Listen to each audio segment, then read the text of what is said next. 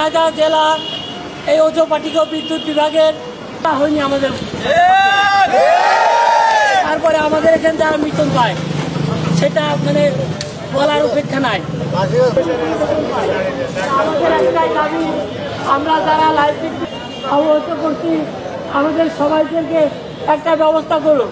চাকরি বয়স আর নাই। আমরা ইতিমধ্যে গত চাকরি মানে কাজ করে যারা কোনো বেতন ভাতা পায় না। শুধু তাই না, এখানে আমাদের তাদের কোনো দায়ভার নেবে না, তারা কাজ করতে পারবে না, তাদেরকে কাজে নেওয়া হবে না। কোনো কন্ট্রাক্টর ভুক্তভোগী হতে চায় না।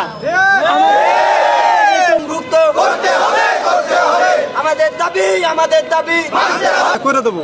সেই ম্যাডাম আজ গতকাল সে কি বলে বললো যে আমাদের লোক একজন দুর্ঘটনা হয়েছে, হাত পুড়ে গিয়েছে, তার কাছে সাহায্যের জন্য বলা হয়েছে।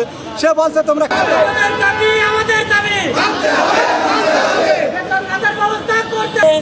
মানুষের দুয়ারে দুয়ারে গিয়ে ঝড় বৃষ্টি উপেক্ষা করে